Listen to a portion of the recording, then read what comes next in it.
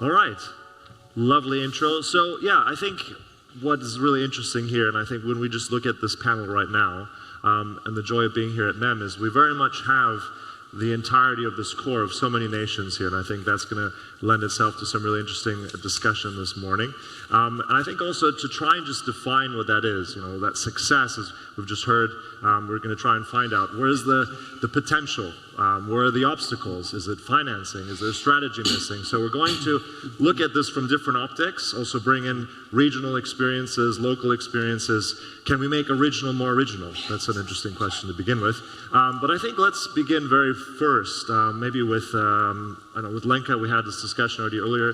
If we even look at our region, what is that? What defines that? And also from where you're from the Czech Republic, looking at, do you start with this programming? Do you start with that vision? This is for our region. Because I think we have to define that first. Is that already in that genesis of your ideas of co-productions, or is it very local? And what does our region, like how do you define that? Well, I would like to add the optimistic note at the end of the discussion, so we'll start with the problems. We are focusing on the local, because we are barely there with the local market. What I mean, it's with the quality content we really want. And I think it's kind of common thing for all of us that we are really able to produce genius directors and really, you know, awesome professions in the crew, and they're super professional, and you know, their quality is really high. What we lack is script writers, and it's super hard job to get the series done and be, you know, satisfying with the quality locally. So as we master that, when we master that, we can go broader. Yeah, and I think also you mentioned a few things we'll come to, and I want scriptwriters being that one issue, I think, which are probably one of the solutions. Because I want also people to observe us here and say, okay, not just the things that are wrong, but things that are working well, success stories. Rahela, I think we also touched on this in our pre-discussion about certain, I think, elements make sense on who you cooperate with right from the get-go. Yeah, so tell us a little bit more about that and how maybe we can change that and broaden that. Does that make sense on a bigger regional level? Okay, I would also like to say that we are also dreaming big, but focusing on local, definitely. And the same thing, when we master local, then we can go higher, definitely. And regarding the co-production or just cooperation with countries, neighboring countries, it is so logical that we co-produce or develop things with our neighboring countries that speaks the similar language. I think that language is a really huge barrier, and Branko, I think, is also agreeing on this with me, because when in children's department, where I worked for a long time, it's very easy to co-produce, and it's very easy to develop something with countries you can dream, I don't know, with Nordics or someone, because it's very easy later to dub animation. I'm talking about the animation part. So sometimes these things are very easy to do, and sometimes in a big productions like TV shows, series, it's very definitely hard. Mm-hmm. So Branko, what about that? Language is a barrier here, or potentially advantage? Yeah, our region in our case is basically Adria, which is a word invented by Croats probably, but basically it's Balkan. And this is the territory where most of the people understand the languages because they are quite similar, except the Slovenia, where we tend to not understand everything. But nevertheless, the content from the other territories travel to Slovenia as well. This is a fantastic region for production, for co-production, because historically Balkan was, you know, the history written, the ideas and stories in Balkans. The well of those stories is still full in Balkan, it's not exhausted. We have some fresh examples how those ideas can be created in the masterpieces like the Firefly production, Children of Evil, which is on Max, or the movie Guardian of the Formula from Cobra and United Media. Those are very Balkan stories, but they have this universal appeal, and they can travel wherever they want. So basically, we don't have to go outside Balkan in order to succeed globally. We just have to look what do we have in this region and to make it universal. I like the element of universal, right? A lot of these great stories, they connect no matter where you show them. Also, we, I think, looked at some of the examples, and let's mention more of those examples. Marek as well, if you're looking at Poland, that's arguably in our region here, the biggest market. What are some of those things when you look at potential collaboration successes?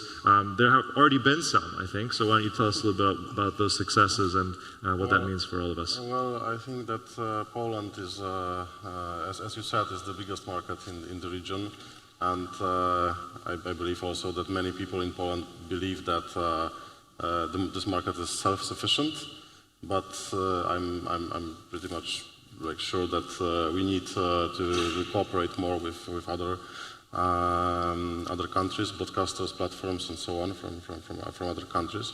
And there are some examples of cooperation of that kind. A couple of years ago, we acquired the Love in Chains. It was a Ukrainian series, and it appeared to be extremely successful in Poland. So the third and fourth season of this series were, it was not actually co-produced, but it was created by FilmUA in close cooperation with TVP. So it's one of the examples. The problems you mentioned that in the Adria or Balkan region you have this language similarities. We do not have this. I mean, of course there are similarities, for example, between Polish and Czech or Polish and Ukrainian, but the culture is a bit different. Poles understand some Czech, but it's not like the similarity is not like in your region, or the similarity is not like in the Nordics, which is the best example of cooperation. I mean, the Nord Vision and the Nordic 12 is the obvious example of what we can do as audiovisual industry internationally. So yeah, I think that there is a huge potential, but it's also very, very hard from the point of view of culture, language, and also from the legal point of view, because I'm representing public broadcaster, and the level of bureaucracy we have limits our possibilities, especially in terms of international cooperation. But we are trying to do our best to enhance it. Yeah. Well, I think also you mentioned an interesting point there about that market that is, in business they call it that middle income trap, the self-sufficiency of the market for Poland. You don't necessarily look out for the market, that kind of then hems you in a little bit. There is a similarity, obviously, the Slavic culture we can stretch down into here, but one that's right in the middle, Tibor, that is Hungary, very different in terms of language, I think, so very unique. A different island in there, yeah, for sure. And we have the limitation, obviously, because of Hungarian language. And being in sales, I realized that people are asking why specific programming, specific content is not shot in English, or it's not dubbed in English from day one. But I'm working for Modern International Film Institute, and this is a very interesting institution in the fact that it really supports financially the whole audiovisual activity in Hungary. So they started with feature films for 11 or 10 years. Then they also switched to TV production.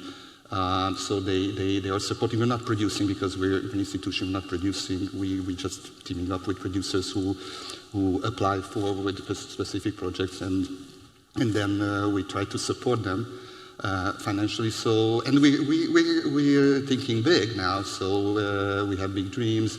We are in final stage of the post-production for the series Hunyadi. The international title, I think it's The Rise of the Raven, which is literally Hungarian production, but it's also co-produced and distributed internationally, so worldwide by Beta Film, and I think that's a good example. Honestly, I saw some first cuts of 2 episodes. It's really great and bold, and of course, they're very expensive to produce. There's another series also, which I'm also representing, Fairyland, Age of Temptation, again a historical team set in Transylvania at the beginning of the 17th century, again with high budget. So that's what we're trying to do, so to come up with something bigger than the regular stuff. And we definitely, we think internationally. But there is a lot of potential, because whenever I read in the trade magazines that, okay, we wish to try to access producers from the region or whatever to facilitate co-productions. First it was only for feature films, and now we try to attract people and producers, so you're welcome to submit your projects, because it's around the clock, so you can submit whenever you want. The process is very, very kind of automatic. It's quite easy. You team up with a local producer, a local production company, and you can go for script development. You can go straight to production. So there are various aspects of it. Even some potential marketing money is also there. That's kind of refundable, but still, for the beginning, I think it makes sense. So it's a good support scheme, a support system. We team up, just quickly, I don't want to take too much time. We also team up with local broadcasters. So basically the public broadcaster, MTV, Duna TV, which actually co-produced Fairyland, who was shortlisted as finalist for the NEM Awards.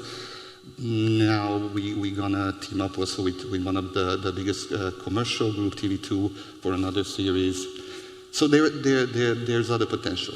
However, my dream is to have a cooperation, let's say, coming from Central Eastern, which was kind of common before in terms of socialism, and maybe create projects that we're going to shot not in the specific languages, but in English. And then, everybody can dub. We also have to dub, because Hungarian market, everybody's watching dubbed content, unfortunately. But I think there is a good chance, and it's really great we're here together to maybe to take it over and try to have a new start. Yeah. Also, I think we heard some of the challenges from Marek as well. He mentioned financial, different elements. We've touched upon language as potentially a challenge there as well. Branko, also, I think we talked about this as well. In what essence as well, if we look at success of some of these, if that's feature film, if that's series, I mentioned we were looking at Denmark a moment ago, earlier. They had a success with a particular show there. You mentioned an interesting thing here in terms of what's missing and lacking. Maybe expand on that. You mentioned strategy as a piece that's missing.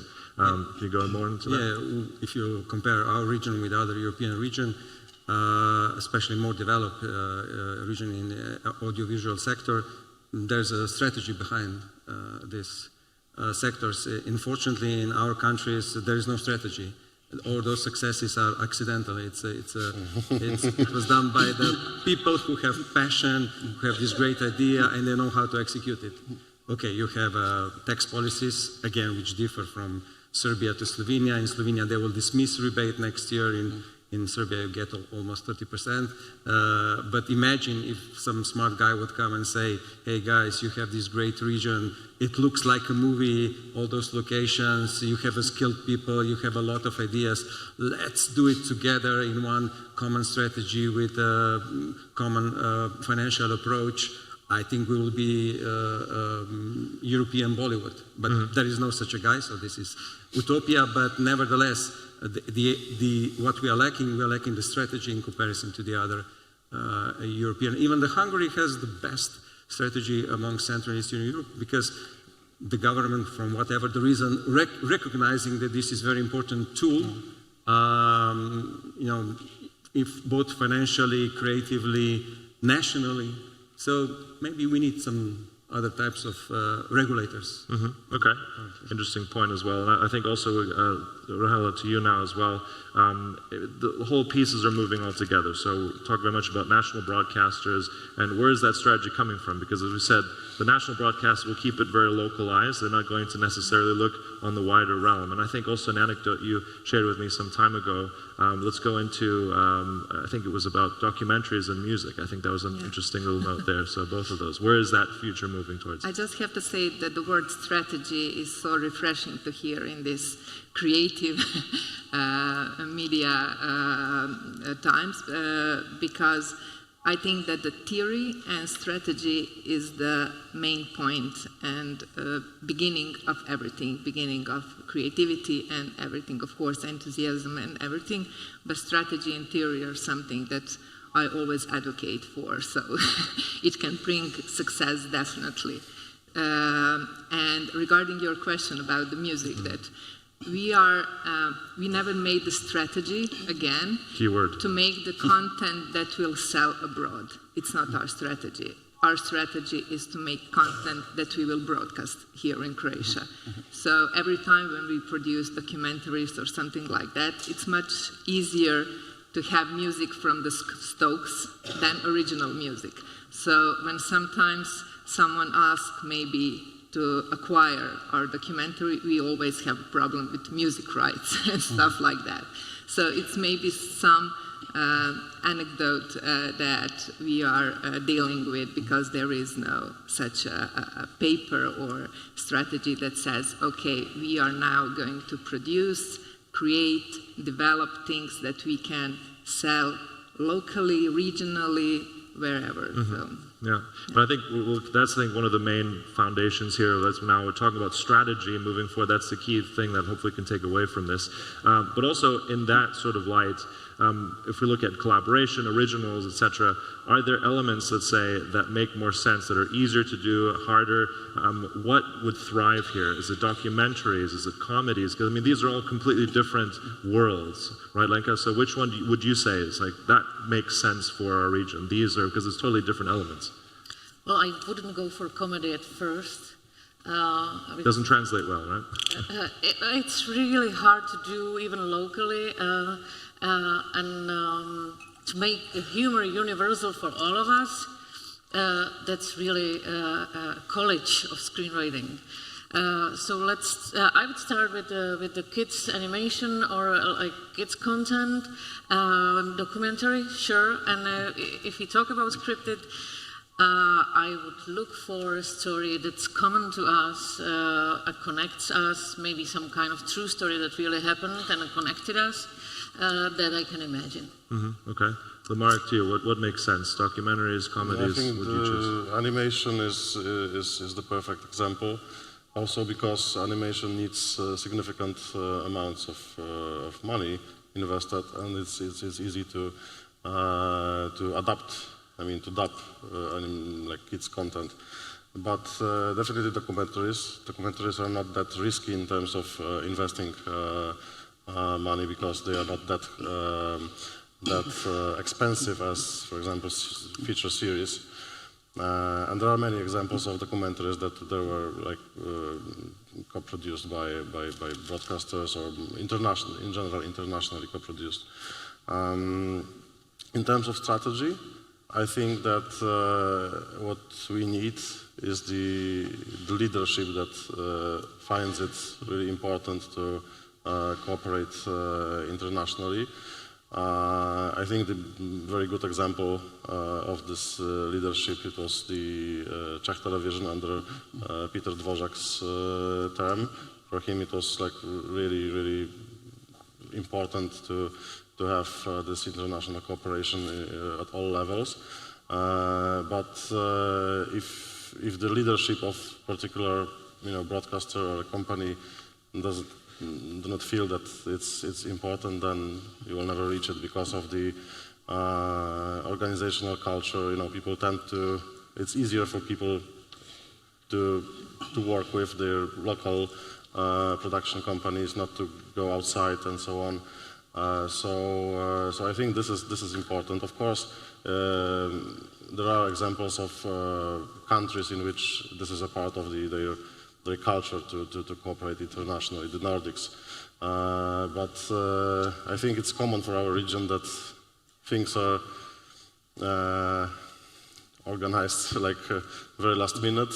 There is no long-term strategy frequently, so I think this leadership thing is very important. And in terms of genres, as I said, animation, documentaries, and then step by step, also feature films, feature series. Again, Czech television has this great example of Maria Teresa, so it was a co-production between Austrian public broadcaster, Czech, Slovak, and Hungarian. So this is a good example what can be achieved if you have a strategy or a leadership that is pushing this international cooperation. So in that case, it was strategy, not an accident, as I just heard earlier, right? Yeah. That was like a planned thing. All right, so what's it like on your front then, Tibor? Where's the success is coming from? Well, I think we all agree with, when it comes to the genres that, animation, kids programming, and documentaries can be done easily, and they were done previously as well.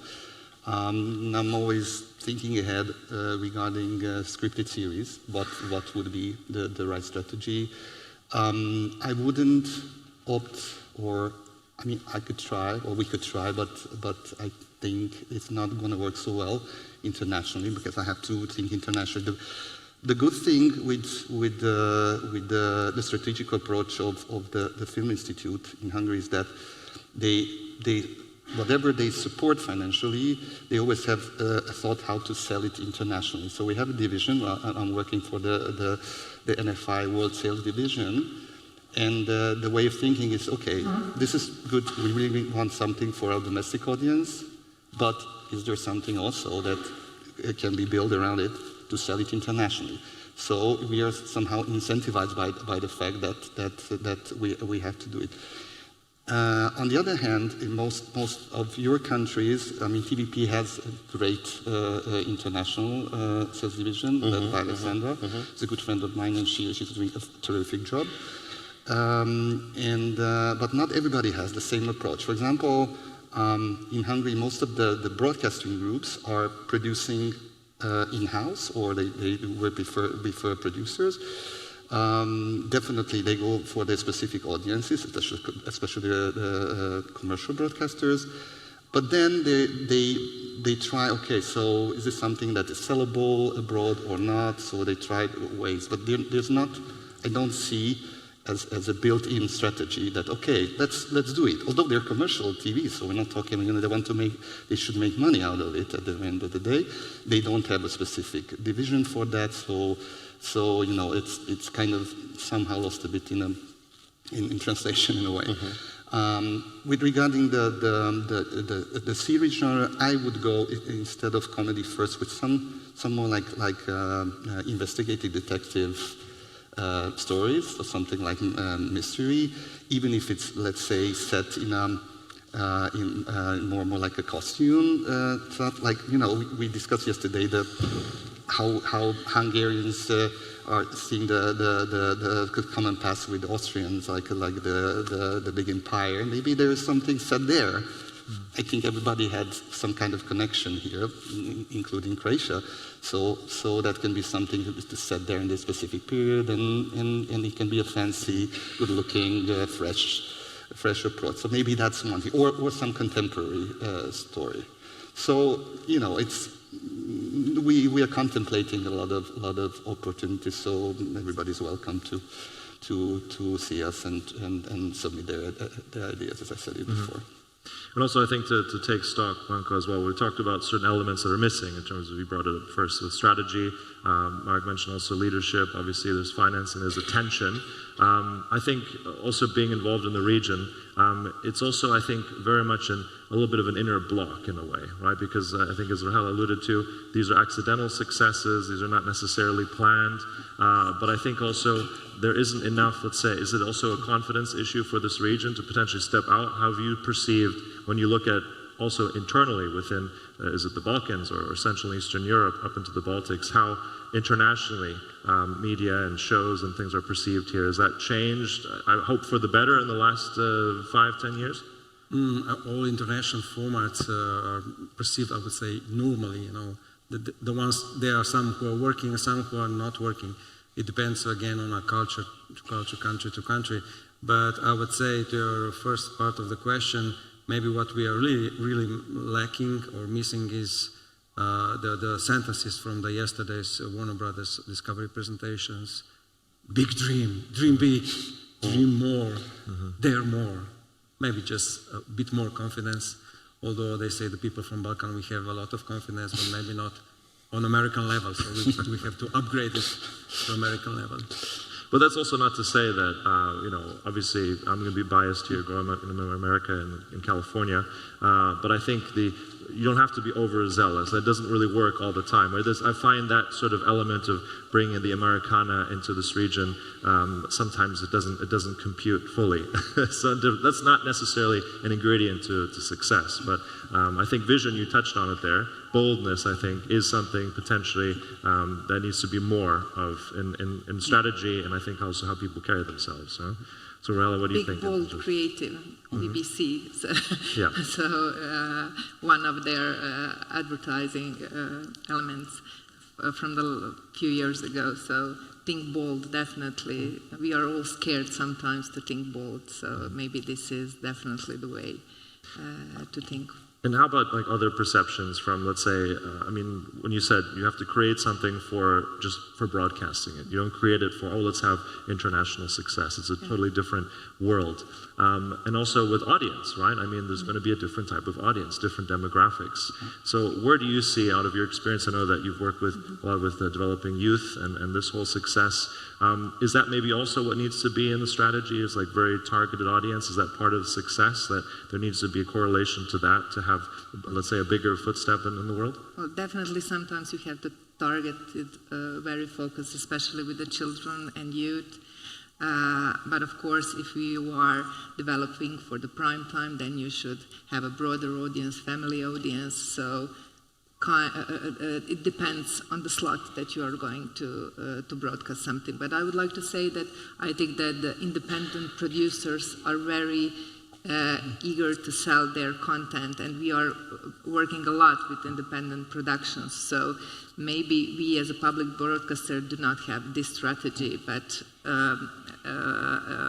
the independent producer definitely wants to sell it more and more in other countries, on other channels and stuff like that. So I think that we should collaborate on this more than we are, because they definitely have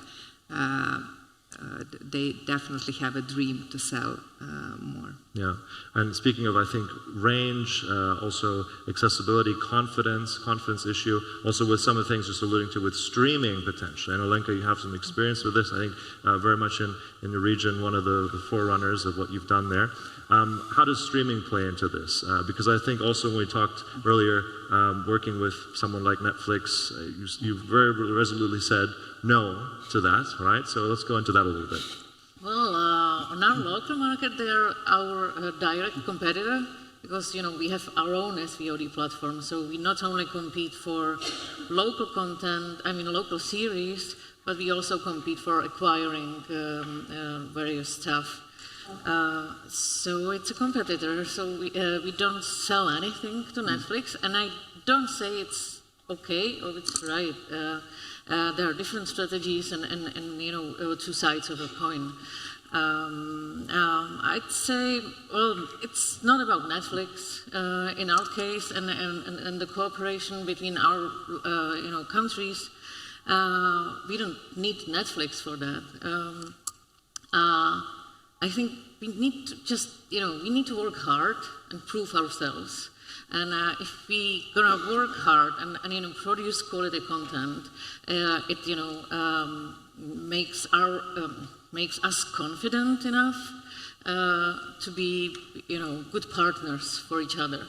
And then with the confidence come trust, not only in between us, but also from sales agents, distributors, other international players, and when they start trusting us, like they trust Scandinavians, that they can deliver, I think it's like 2 years, 3 years time, and we're gonna start proving ourselves that we can do it, and the trust will come. Yeah. So the trust is coming. It's changing for the better. We already have more boldness required, more vision here. No, that's a different kind of that's boldness. Thank you. But let's talk about this, Marek, because I think you have a different experience with Netflix and the streaming platforms. Let's not just call it Netflix. Let's call it major international streaming platforms. Is that part of what's missing? Is that an enemy or a frenemy, or how do you see that in terms of success? Well, again, our market is different probably than most of the CEE markets because we are a big market. So Netflix was there with the original Polish productions back like 5 or 6 years ago already. As TVP, we do cooperate with Netflix. There were like several periods in which we were cooperating less and more and less and more, but now I think we have this period of bigger cooperation. Of course it's controversial because in a way selling your content to Netflix is a bit killing your own VOD platform. But on the other hand, we are reaching other audiences, and the brand attribution is there. It is important for us that our productions they are not becoming like Netflix originals, but they are still branded with TVP. And sometimes I hear from people that, oh, I saw a nice series on Netflix, and apparently it was TVP. I didn't know that you are doing that kind of nice stuff. We also had recently we sold to international Netflix our feature film Filip, which is a great movie, which was also a big success in Poland. I mean, in terms of cinema, the theatrical viewership. So it's available everywhere, including US. Yeah, but talking about Netflix, I believe that back in 2018 there was this first Polish Netflix original with Polish actors, directed by Agnieszka Holland, so like a big names there. It wasn't a big success at that time, but it was five years ago, and I think what is very significant now that Netflix adapted this year a very popular Polish movie, it's Znachor, which is very popular among the traditional TV viewers. So this is a clear step from their side to attract a very wide audience, including the older audience, which was not their base until now. So this is also a threat for traditional broadcasters. And since I think Poland is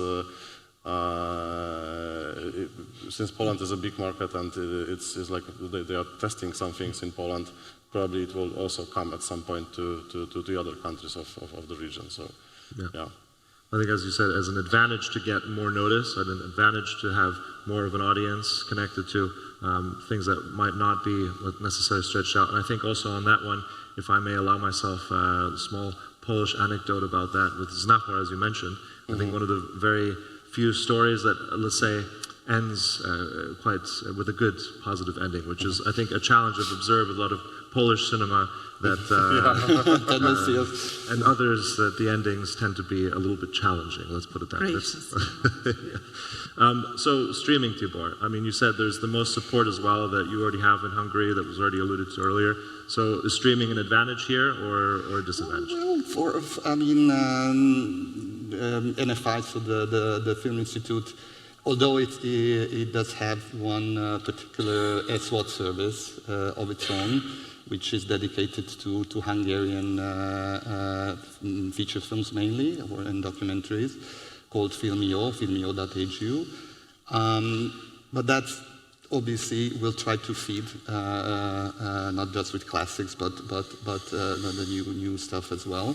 However, we will be really much looking forward to cooperate with players like Netflix, but I'm also talking about Sky Showtime, for example, because Sky Showtime came and said, okay, we're gonna, Monty said that, okay, Tissaram, the CEO, said, okay, we're gonna invest money in CEE as well, local production. I don't know if you have any sort of approach coming to Poland from Sky Showtime. I know they had one series, but that was originally started to be produced by Warner Brothers, and then it went to, the production went to Sky Showtime. So I'd like to see this approach, because the Film Institute can support the broadcasters, can support co-productions with the broadcasters, can support cooperation with platforms. So for us, it's a bit of a different story. That we even would be, if we would be the first in Hungary to support a full Hungarian language Netflix original, but in Hungary and with Hungarian actors, I think we would be very happy to be part of it. Netflix, for example, Netflix is still not there, so they were telling, when I was at RTL, they was already telling us, okay, maybe we can start let's build a co-production hub with the RTL. They never did, and COVID came and so on, so obviously everything was delayed. So I'm still looking forward to see whether Netflix or Sky Showtime, any other platforms will come. So for us, it's a bit of a more flexible path at the moment. Can I just one thing? I'm coming from the smallest market, Slovenia, 2 million population, where actually Netflix is not number 1, it's number 2. Our local SVOD proposition VOYO is number 1, and that's just because we are producing and showing the original local content.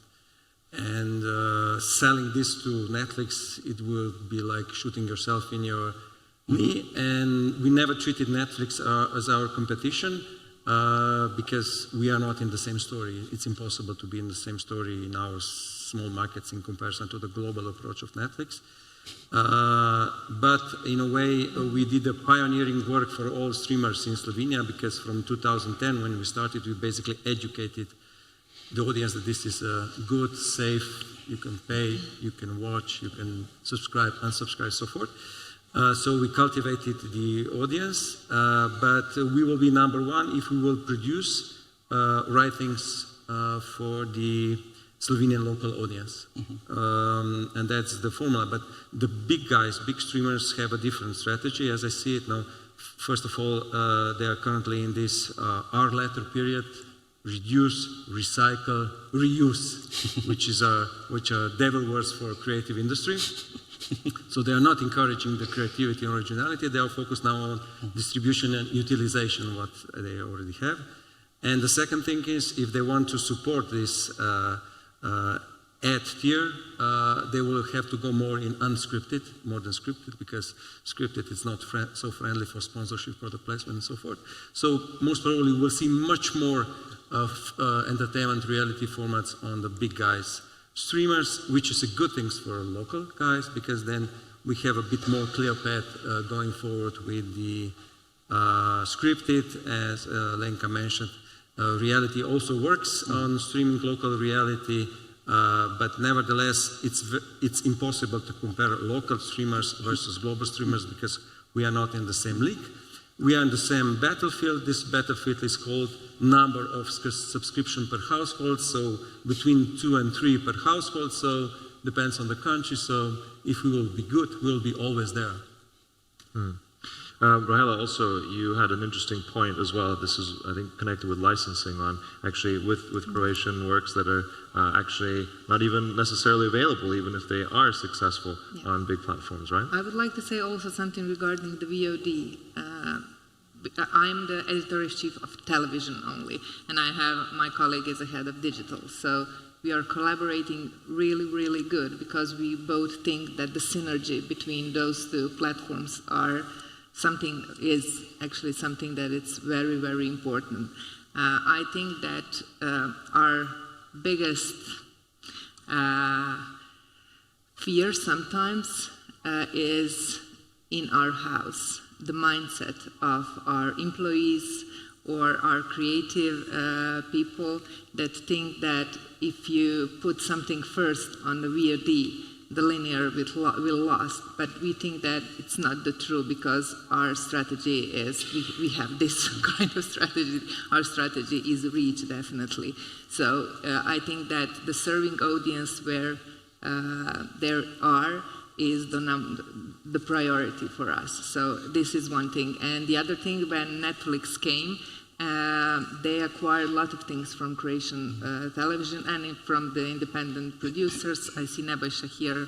Netflix acquired a few years ago their show also, but now they are acquiring also some feature movies that we did in a pre-sale, and we don't still have the right to broadcast it, but the independent producers could sell it to the Netflix, and it's now available on Netflix in Croatia. So this is the thing that we are in. Yeah, I think so. Mixed assessment on streaming. I'm aware of the time here, actually, just seeing very briefly, almost coming to the end.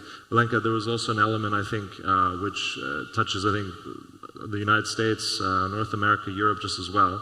But also in this region, we talked about it yesterday a little bit, how we make it better. And I think one element there, keyword Sorkin, so maybe you can expand on that thing a little bit. Yeah, we talk about bringing the masters of the craft to teach us. I think Sorkin is number 2, because I know about the queen of TV, that she is easy to learn from. So I would start with Shonda Rhimes and bring her here to give us masterclass, and Sorkin is the second one, of course. Yeah. I hope I will live to see that. But yeah, I think on that, looking at now wrapping it up, also Marek, what's for you number 1 item looking forward to making this region louder, more connected? What's the one thing you take away from today? What's the one thing you want? That's on your Christmas list for Well, I would love to see like a big co-production, regional co-production, which would be appealing to other parts of Europe or even to the whole world. And I believe that this is doable. We have lots of great stories. Our region is so rich in terms of culture, in terms of like stories, history, that I think that it is really possible to create a great story that would be appealing. But we need some strategy and leadership in it, and that's the key. Yeah, I think we're just running out of time here. So Tibor, the last few seconds are up to you. I think we have already strategy, leadership. More unity. Anything else to add? Well, I fully agree with Marek, and yeah, they're great stories too, and I really look forward to to be part of such a story to tell. By the way, just reflecting quickly, we were lucky in Hungary because we're the second production hub, the biggest production hub after London. So a lot of talent comes in to shoot there. So we have also a fast forward program. It's called also we also have master classes of various people. So we're very lucky. We had Ridley Scott and other people to deliver these master classes. Well, I think what we were talking, it's cooperation. Can we build up this cooperation? Can we try to discuss even among us or in the wider group in CEE to see how we can create a strategy, the leadership, and the potential cooperation, and something that will make sense at the end of the day. Then will come out. Hey, this is the big thing. Believe there was a discussion about the lack of trust.